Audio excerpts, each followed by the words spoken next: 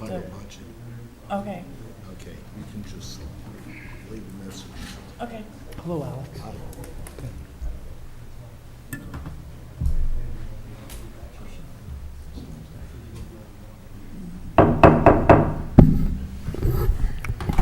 Good evening. Evening. I'd like to call the monthly Bonita Springs Fire Control and Rescue District Monday, October 9, 2017 meeting to order. Please rise for an invocation from Chaplain Chitwood, followed by the pledge. We want to remember those who have passed, 4 firemen over this past month, and especially remember the one among our own family, Armand Cazadilla, and their family at this time. So let's have a moment of silence and then I'll pray.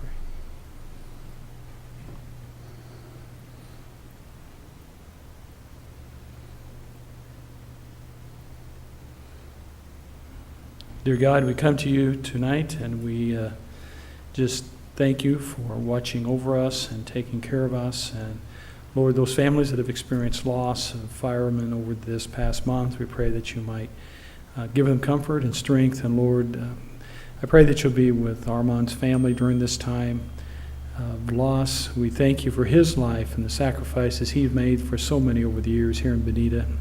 Lord, we pray that you'll watch over him for eternity, be with his family, and give them strength and comfort. And just thank you for being our God and our Father. It's in Jesus' name we pray. Amen. I pledge allegiance to the flag of the United States of America and to the republic for which it stands, one nation, under God, indivisible, with liberty and justice for all.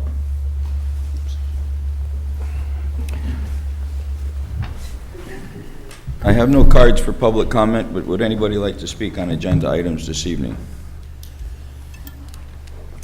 Seeing none, first order of business is I need one motion for the approval of the September 12, 2017 regular board meeting and tentative budget hearing minutes and the September 28, 2017 final budget hearing minutes.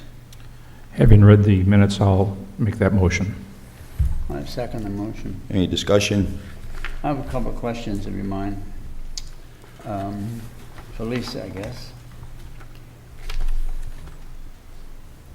Lisa, on page 2, on the revenue statement, we budgeted $20,000 for some other miscellaneous revenue, and yet we took in $112,000. I was just curious how we had this windfall, or what it was.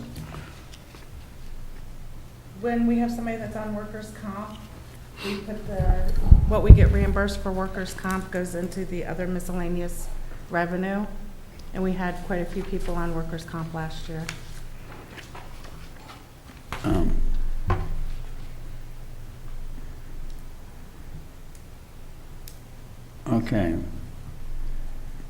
Okay, fine. Now, on page 3, I just have a question on the debt service. We have $415,000. I assume recently we did negotiate a change in interest rate, or we tried to? Have we?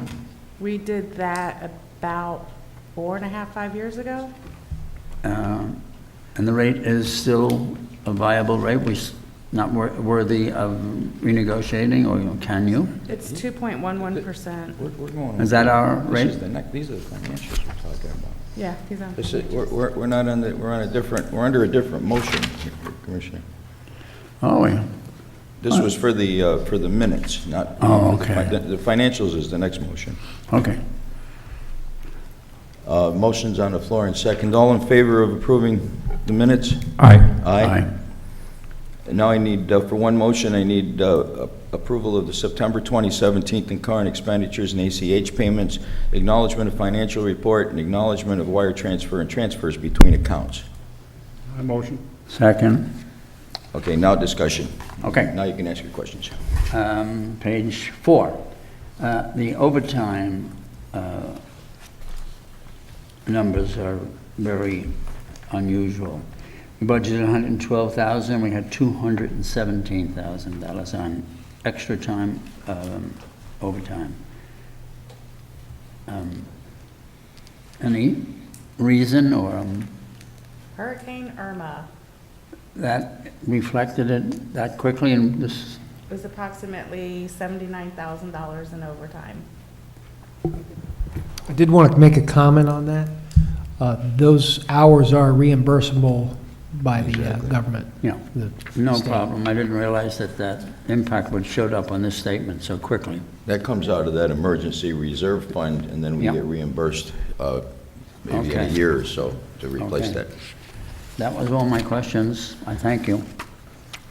All in favor? Aye. Aye? Okay.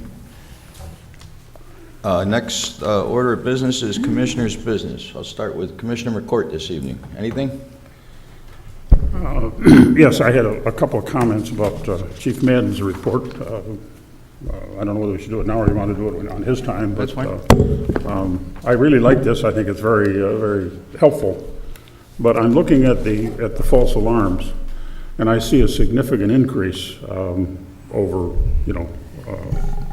month to month. Yes, sir. Those are all from the hurricane. We had 3 to 4 times the amount of false alarms during the hurricane that we would normally have. Well, yeah, I understand that, and I'm factoring out the hurricane, but what I'm saying is that I think it would be interesting to look at these on a year-to-date basis and also year over year. In other words, are we making significant progress over last year at this time?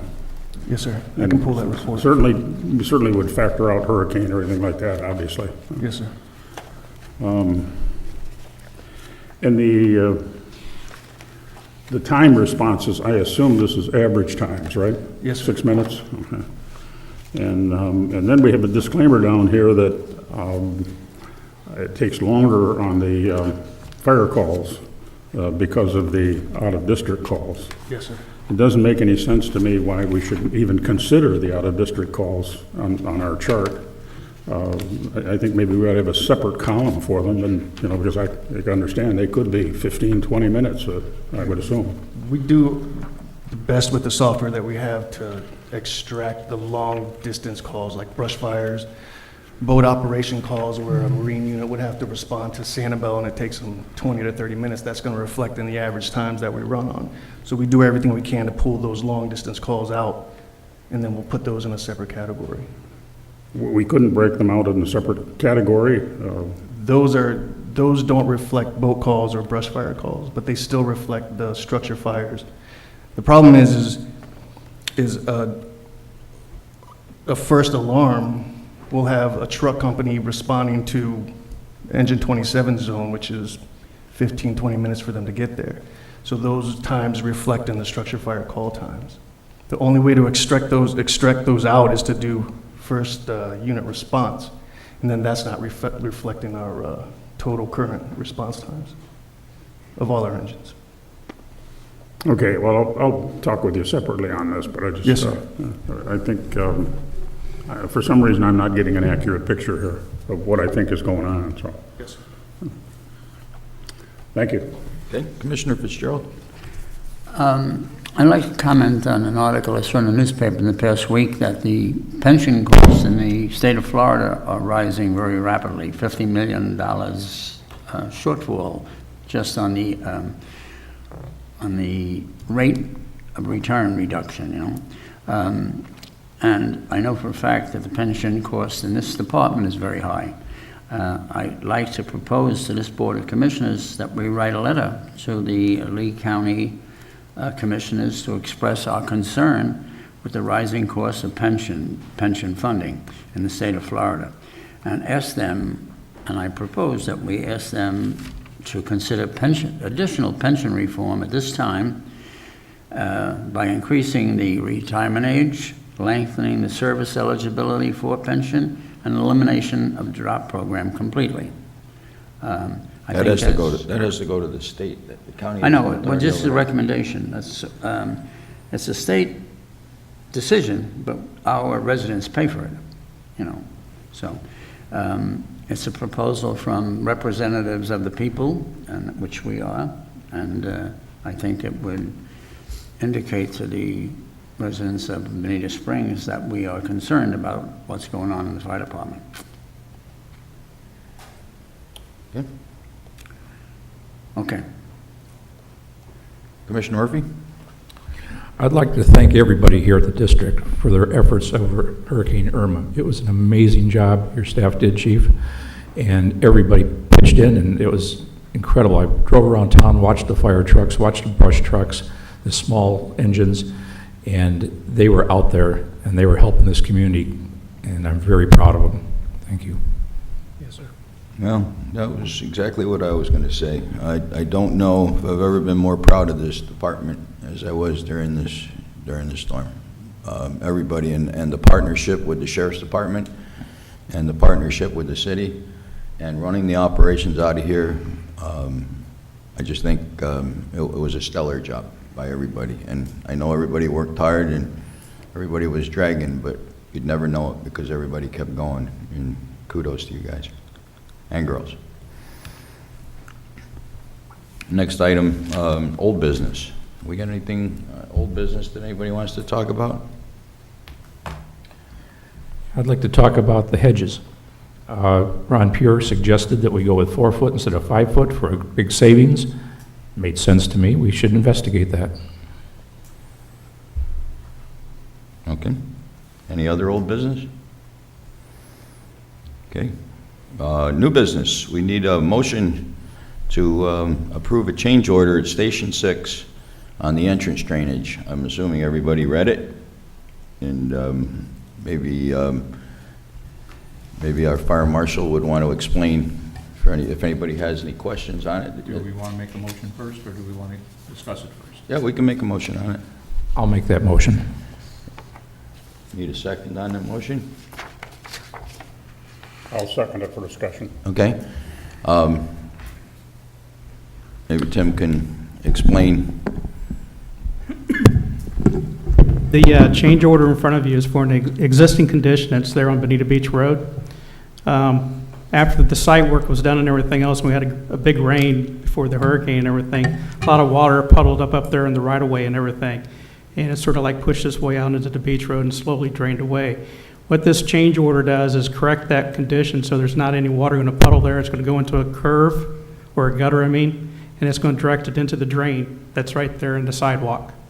And that's the estimate you saw is broken down, how much it's going to cost to do all that work. And then the additional fee is the 10% for the change order by the contractor.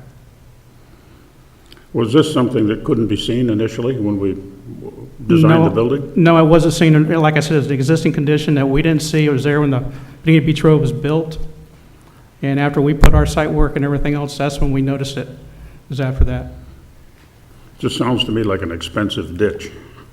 Well, without our site work, all that water kind of like just drained into off the road there, not into the drain. I believe probably went off into our site.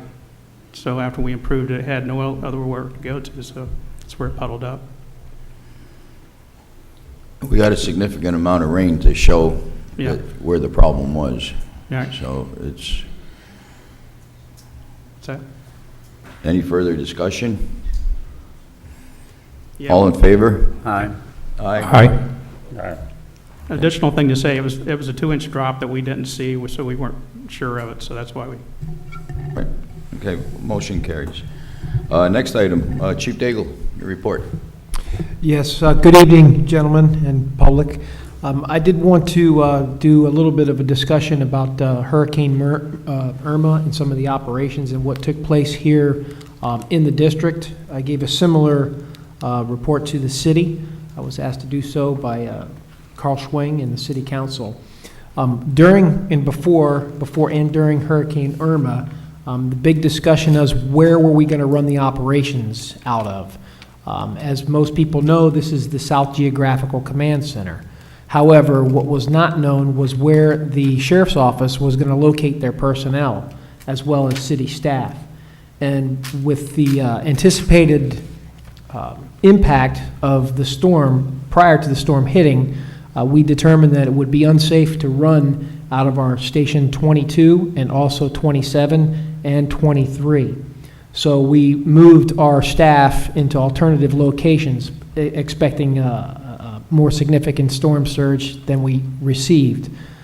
So what that did for the other emergency response agency, meaning Lee County Sheriff's Office, and also the city staff, was forced them to move to an alternative location, which happened to be here. So during the storm, well, prior to the storm and during to the storm, all operations were run out of this district. All the city operations, all the Lee County Sheriff's Office operations were run out of this district. Meaning at the time, we had made an agreement with, it was basically, at the moment, agreement with Lee County Sheriff's Office that we would house, I believe it was 16 or 17 sheriffs in this location. So we had the deputies basically in all the offices up front, sleeping, running shift after shift after shift. Additionally, the mayor and also Arlene Hunter and Laura Taylor were running their operations out of this room as well. One thing that we did notice prior to this hurricane, in the other storm, the rainfall that we received and the other flooding we received in the 2 weeks prior, I believe it was 2 weeks, was that we noticed that there were some messaging problems that we were having between agencies, in which the city was doing a particular type of messaging to the public, the sheriff's office was doing a particular type of messaging to the public, and we were doing a particular type of messaging to the public. So we determined between the city manager, Schwing, myself, and Lieutenant Presbalewski, and Captain Lee, that we were going to do a combined messaging to the public. That's when you saw all the messaging go out. It had our logo, the city's logo, and the sheriff's logo up top, so that everyone in the public knew that we were all sending, and it had to be approved by each entity, so that the public knew that they were getting the same message from all the public entities in Bonita Springs. Once the storm impacted, and the storm finally subsided to a point where we could go out and do a windshield survey. We went out at, I believe it was approximately midnight, 11:30 or midnight. We drove the streets of Bonita Springs just to get a basic idea of the type of damage we were looking, access roads. We went down to Bonita Beach. We drove all the main thoroughfares to see what we can anticipate, any large equipment that we may need to use to make access. After that, we did what we do best. Then it becomes the part where the troops get out there and do their job. If there's anything they know how to do, it's definitely their job. So they did what they do best. They went out there and helped the public with whatever circumstance arose that they came across. One thing I would like to mention is during and pre-impact, when we were talking about the significance of evacuation, the governor could not have said it better, but when people are dealing with an evacuation situation, one of the concerns that we have the most is the loss of communication, which we had significant loss of communications. We lost our tower here. We lost other towers throughout the county. We didn't have internet. We didn't have cell phone. We lost our first line of radios. We had to go to our backup radio system and sat phones. So what that means in our response is we don't know when people in the public are in trouble. We don't know who's here. For example, in Citrus Park or any other area, we don't know who's here, and they have no way to communicate to let us know that they are in trouble or trapped or in an otherwise precarious position. So that is one of the main reasons why the evacuation notice is so important. It's not just simply that we may or may not be able to get to you, but we may or may not even know that you're there. We're in the communications business, and we have three different methods of communication go down on us. We had extreme difficulty communicating just with our own, firefighters and troops out there. So I just wanted to, that's more of a public safety message and something that we learned in this storm. Additionally, we have not here in Bonita Springs seen a direct impact from a storm of that magnitude. We have received flooding, but in my tenure here, I believe it was since Donna, we have not received something of this impact. I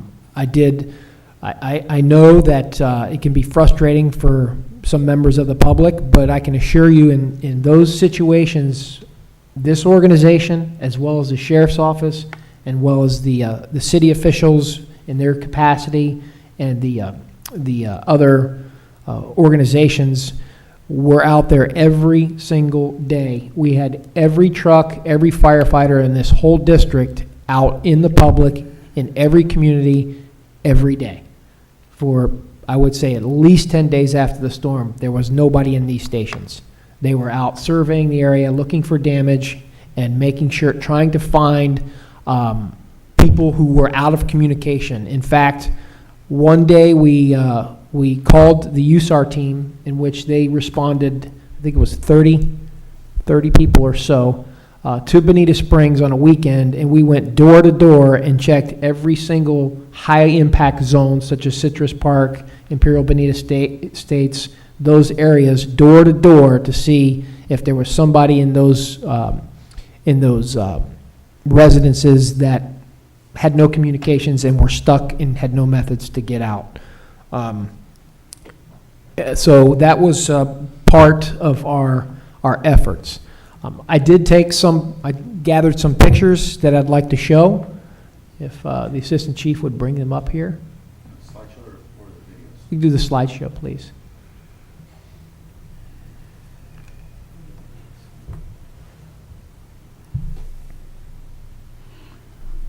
Chief, I have a question on communications while they're setting Yes, that sir.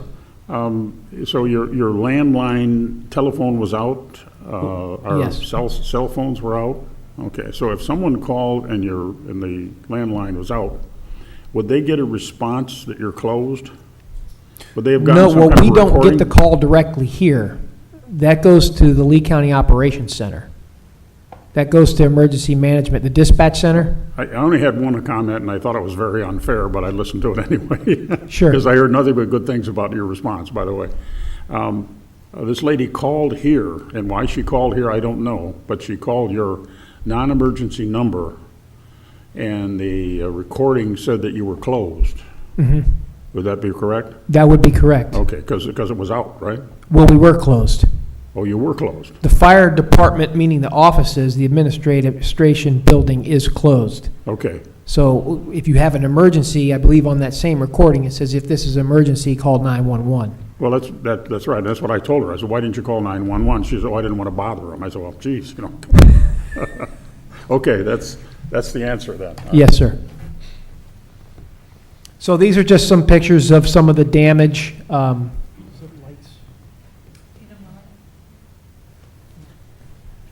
Thank you. These are just some of the damage that you see.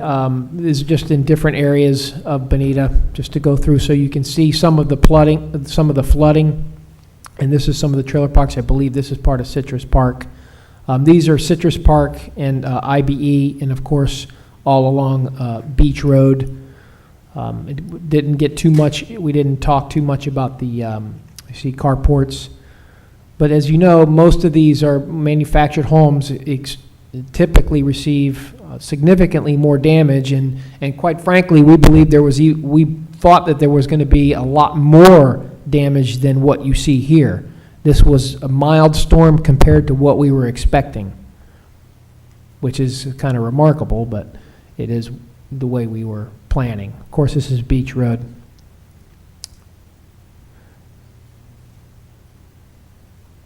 And you can see some of the depth of the water when we were having to use boats. And I believe Deputy Chief Scott, when did we get that small boat? About a month ago or two, right? Probably. Yeah, just a few months before the storm, yeah. Yeah. So that little boat that we bought definitely came in handy.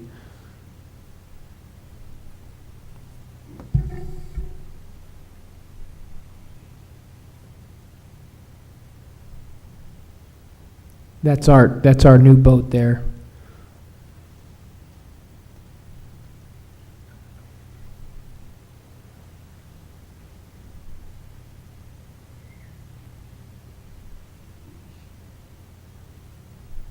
You can see that this Beach Road, there's a CVS on the corner.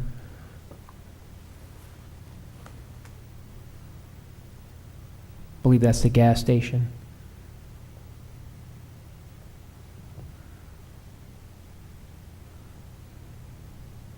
So some of these pictures you see in areas that were not accessible for obvious reasons, but that the public doesn't get to see some of these types of pictures.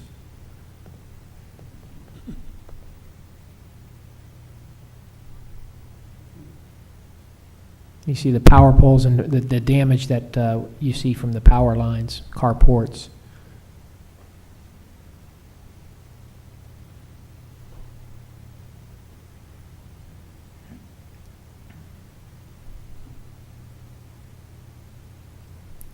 Of course, that's Beach Road in the flea market.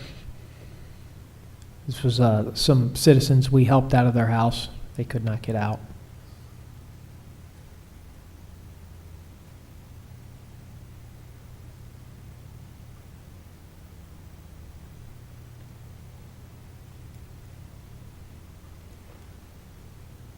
This was when we were removing people's pets from their house. They couldn't get in. You can see it's waist-high water inside their residence. And I think this was this the gentleman with the chickens? Mm-hmm. Okay. You can see the depth of the water in these pictures. And this one citizen needed his livestock removed. Those chickens were lucky. That was over near Buffalo Chips, wasn't it? Yeah. Yeah. They lived to see another day.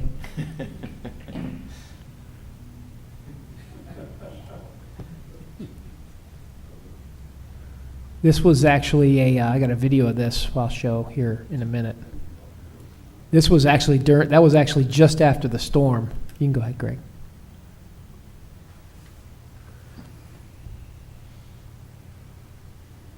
That was USAR. Yeah. That's the USAR team when we came in and we're checking out houses.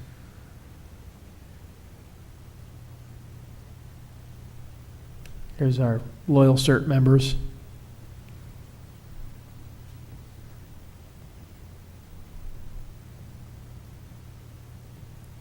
These people were nice enough, they donated 2 generators and a bunch of other equipment. See those 2 generators down below? For us to keep here at the fire station and use for emergency reasons for people to borrow for time needed as we see fit. It was very generous of them.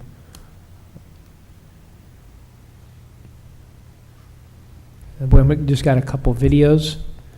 That one that you see, I have a video of. That was just after the storm, where you see that FP&L truck on fire. As you may or may not be able to hear in the video, when you run calls like that. Well, we'll start here. The other one first, sir? You can play that one. That's fine. Thanks, Greg. It's just showing the gentleman pulling the people out of their house. I think that's Lieutenant Williams and who's that? Jared Carey. Yeah. Chief, a quick comment. Mm-hmm. I notice he does not have waders on, and that water could be very toxic. Do we have enough waders for our crews? I think we do have enough for what we were utilizing them for at that time. He just, guess he didn't feel he wanted them on at that point in time.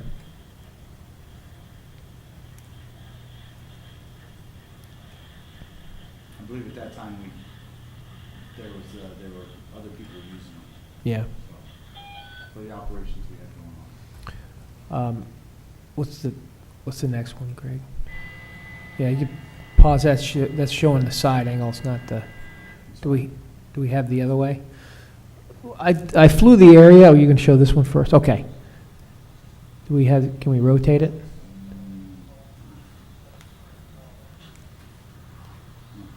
Everybody lay on their side. What happened with that? With the.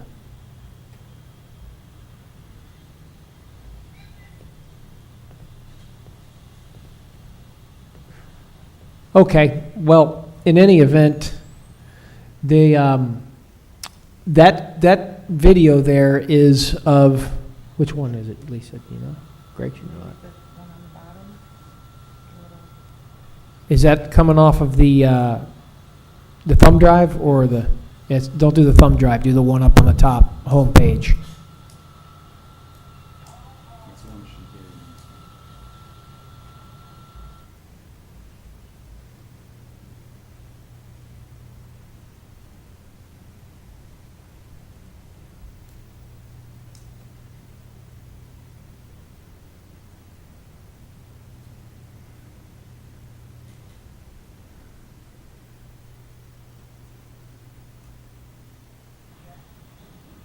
Okay, well, we'll just watch it sideways for now.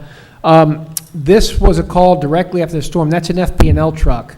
And just as an example, you know, when you're responding to this, they don't know what kind of hazards they have on the vehicle. It could be, you know, they could be propane driven, they could not be propane driven. There's some lines on here, hydraulic lines, air lines. So that's when you see some of the small explosions happen. You'll hear them, the lines blowing a little bit. I took this, I rolled up on this when I was doing something else prior to them arriving. That's right on the entrance ramp on I-75.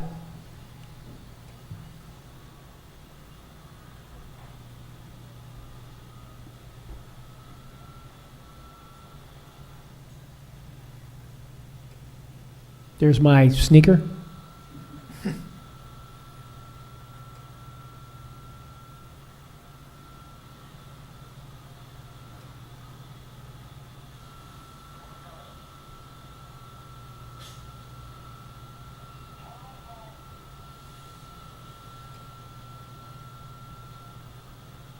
When you hear something like that go and you're fighting fire, you just look down and check and make sure you're okay, because if you're still hearing, you know it wasn't that bad.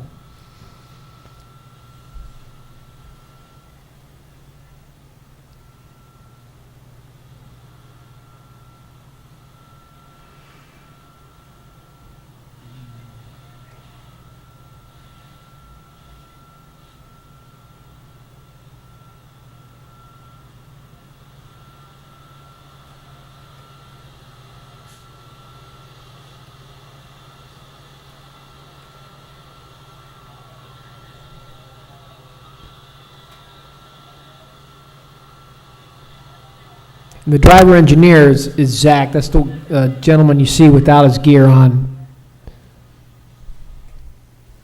All right, so the other one, it has to kind of be upright for it to be effective.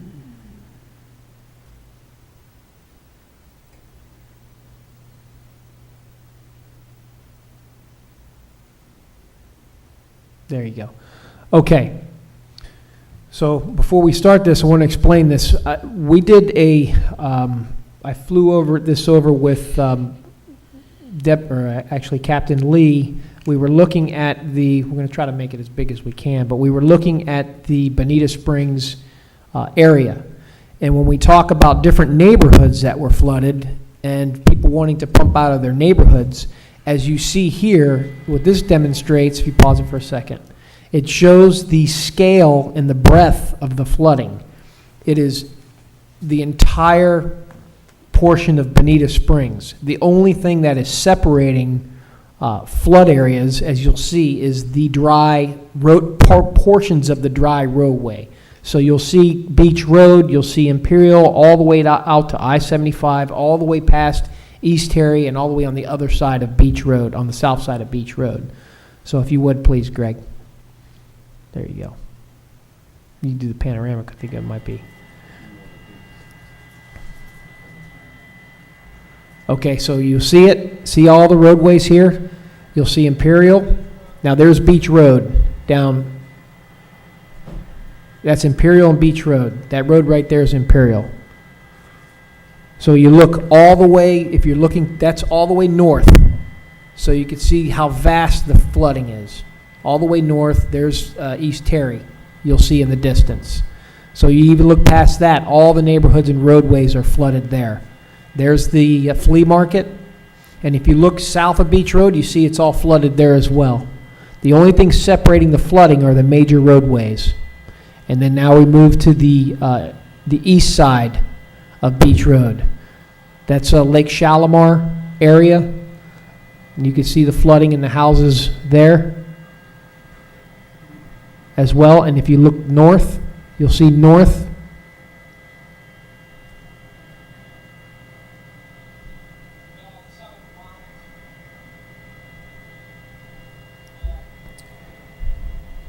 So you could see the vastness of the flooding, and that went far. We flew all the way over to San Carlos Park and Estero, and there was similar flooding. Island Park, the roadways. So the flooding was that vast. That's it, Greg. Thank you. So those are just some different viewpoints of the flooding that of the. How many days after the hurricane. hurricane was this taken? I think it was 2 days. 2 days? Yeah, I believe 2 days. Yeah. So May this have was, been 2 days. this What's was the date on rainwater, that? not storm surge, right? Sir? This was rainwater, not storm surge? Rainwater, not storm surge. Yes, sir. That was not anything down towards Hickory Island. That was all 041 and east. So, but that's all I have. If anybody has any questions about the hurricane. Thank you. Nice job. Yes, sir. Assistant Chief DeWitt? Good. Deputy Chief Scott? No, sir. Any public comment this evening? Thank you for your report. Yes, sir. Chief Madden? Jeff is raising his hand.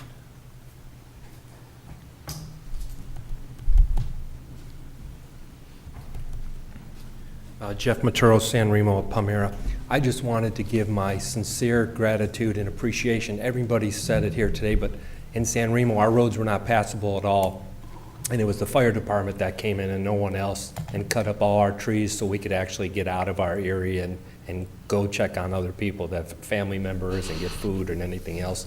And without you guys, we would not have been able to get out of our development. So genuinely, thank you very much, because it meant a lot. Thank you. Yes, sir. Thank you. Anybody else? Entertain a motion to adjourn. I'll make that motion. Meeting adjourned. Thank you for coming.